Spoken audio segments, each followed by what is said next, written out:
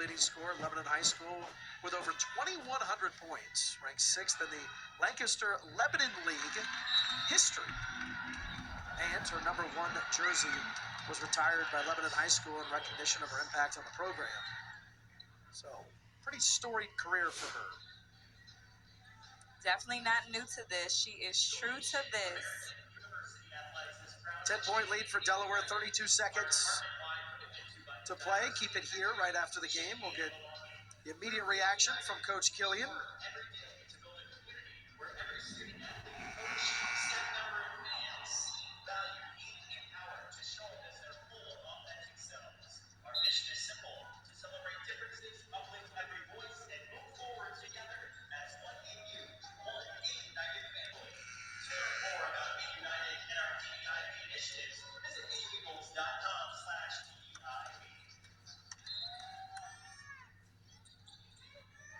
Here's Driscoll. Now Salazar. Just a fraction of a second. Separate game clock from shot clock as this one winds down. Driscoll, long range. That's off the rim. No good. And collected in the corner by Fantroy, who's going to be fouled and will walk down the floor with big smiles on her face.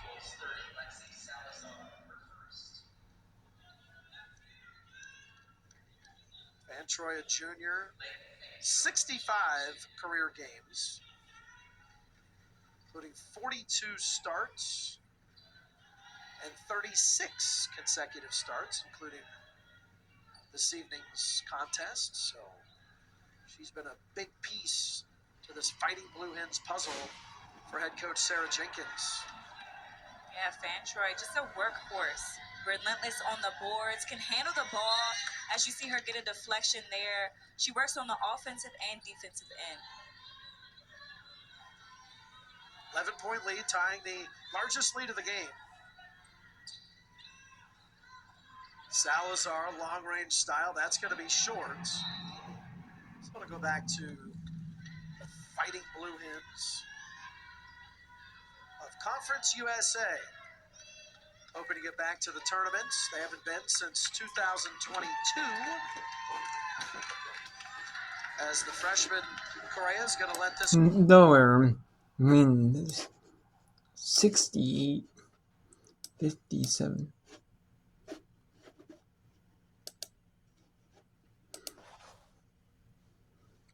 Oh.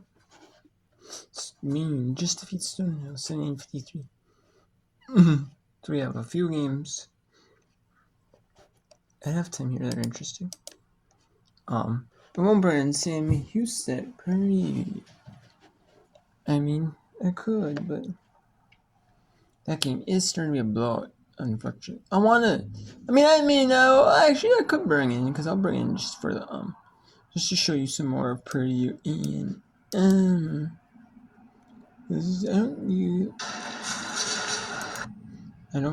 the most of Purdue A&M, you don't really, I don't see a ton of Purdue, I'm going to say. Because you don't. You really don't. You have George Rush along with blowing up. George Rush at 44-22 with 27-9 for third, second quarter. So, yeah, so let's go to Howard at VCU on the left, on the right. Chicago State at Western on left.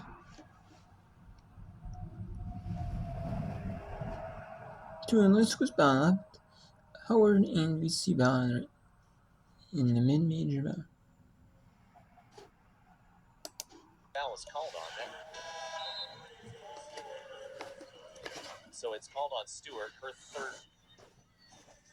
See here, Tekachenko lost Stewart on a spin move, got fed the ball, and then Stewart on her way back up grabbed a hold of her arm. I think that was one of those get backs. Tekachenko got her first, and referees called the second one. So Tekachenko, the senior from Bear Dance Ukraine, with the first free throw, with another one on the way.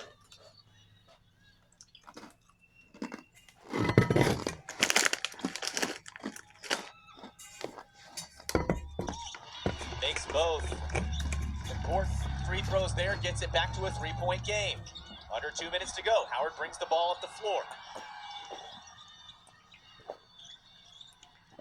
Let's see what Howard can do it. VCU turns the defense up.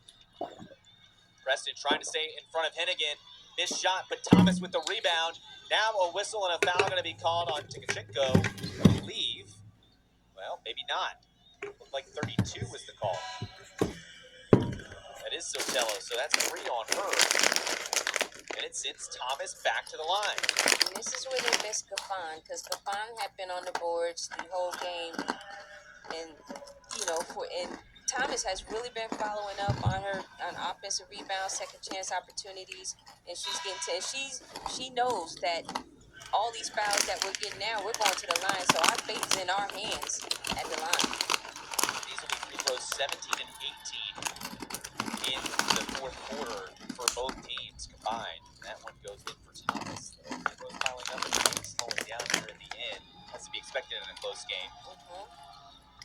Thomas makes both, although the bad news is the team that's ahead is the one sending the other team to the line. Griffin recovers and gets possession back for VCU. 1-point game. VCU needs to execute and get off a great shot. Not a good shot, great shot. Zachariah trying to back down her defender. Turnaround shot. Falls! Nice turnaround shot. Zachariah, she knew exactly where she wanted to get to. The redshirt junior from India with a big-time basket. Whistle, timeout called by Howard.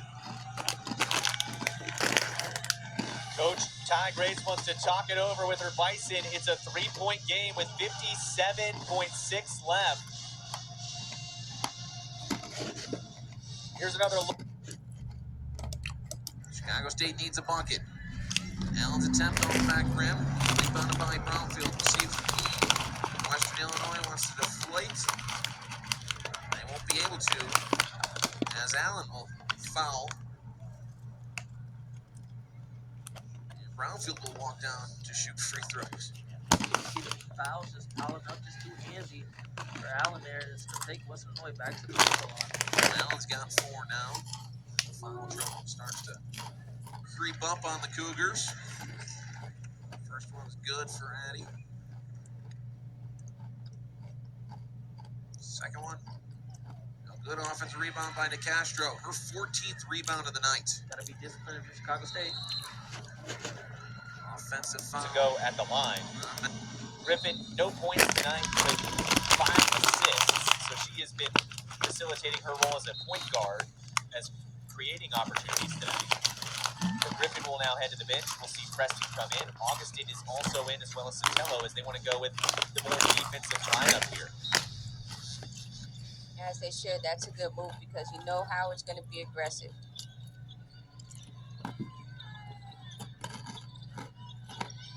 Miller trying to get around Sotelo. Stops, turns around, shot won't fall. Whistle and a foul on the floor. That's on Tikachenko. Wow. There was some pushing and shoving going on prior to the shot. Wow, that's a crucial call at this point in the game. So that would have been a rebound for VCU. Instead, it's a foul. There's the contact you were talking about before the shot. Let's see after the shot here. Shot goes up. I guess they're saying she had a hole in the arm there. Hard to see from that angle. Thomas makes the first. One more on the way. This would make it a 1-point game. 25 for Zanaya Thomas. Timeout VCU. The timeouts in women's basketball allow Coach O'Boyle to move the ball into the front court here with a 1-point lead. Howard fans that made the trip from D.C. up and cheering. They know their Bison have a shot here against VCU out of the A-10. They're 4-0, 3-0 on the road this year, Jacinda. They are a team that has not shied away from a tough non-conference schedule themselves. VCU puts Howard on the schedule for this very reason. They want to be tested in these kind of games before they get into the A-10. Absolutely. I mean, Howard, they didn't have the first half that they wanted to have, but they turned it up in this second half, and they are playing true to who they are.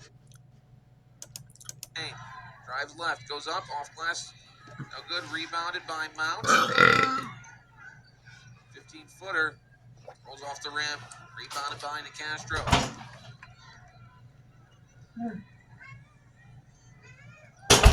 Reed. Trying to throw it up to McCowan. I don't know if that was a lob or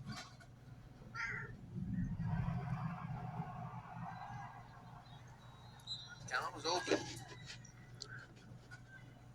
Reed gives it to Nicastro. Let's take a look at the halftime scores. We have North LSU 58-3-4-2. Southern at 54-12 over Indiana University. Auburn up 22 and Georgia State. Kansas 33-3 on Linwood. Knocker State 36-3 on Southern State. Longwood 44-22 George. Alabama 36-24 on Albany. Steve Austin hosting Houston, and that's 43-40. And after one, Sam Houston 35-15 over Purdue.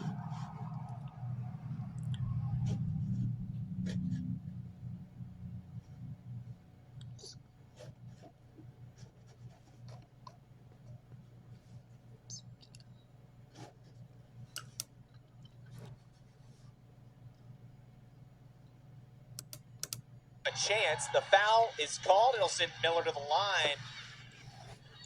With the clock stopped, Howard has a chance to get the lead. Yeah, but actually works for ECU. Wow. And it feels fitting that it would come from the line. 24 of their 65 points have been from the free throw line. As we take a look at the handoff, and Augustin just mishandled it, trying to save it from a backcourt, and she throws it right into Howard's hands. I mean, that was a gift to them because VCU could have held it a little longer and possibly got an opportunity for a shot. The foul was called on Augustin. It's her fourth. That's a miss from Miller. Miller has a chance now to tie the game if she can make the second free throw. Miller tonight is 1 for 4. Sorry, partner. Sorry, partner. I was just going to say a lot of pressure on this free throw. Makes the second. 6 points for Miller. Timeout VCU. Coach O'Boyle's going to draw up a play here with 16 and a half seconds in a tie game between the Bison and the Rams.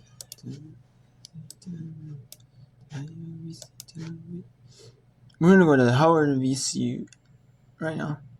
Or keep it in the audio full. But this has been kind of like a constant for VCU, and Unless there's a I'd commercial. say going back, looking at the the prior quarters, I would just say a lot of times they were coming down shooting shots that they really didn't need to shoot, quick shots, and giving opportunity for Howard to take additional shots. So I would just say for VCU, we have to learn how to play with leads. We have to, be more clock aware. And just do better in that area. And I think, that comes with growth. We are playing a lot of new players, and we have a lot of not just freshmen, but transfers in. So it's still, getting it together, playing together, but definitely a great test with our out-of-conference schedule. Right now, it is a tie game. VCU's committed 12 fouls in the fourth quarter. Howard with just 5. Imagine we'll see some subs on the offensive side as we are in the offense for defense substitution portion of this game.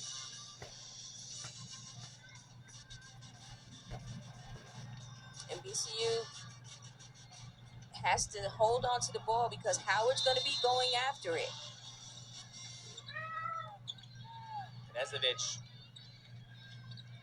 basically boxes out for herself to get that pass. Shot clock is off. They can play for the last shot. Asari has it. Asari has already beaten the buzzer twice in this game. She's trying to do it for a third time. It's up and in, and it will count with 3.6 to go. Mariana Asari stands up for VCU when they need them most.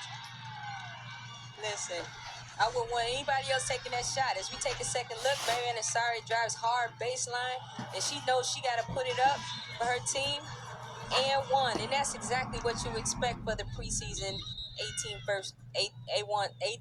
first team member. That'll be Stewart's 4th foul. Asari with a huge free throw here.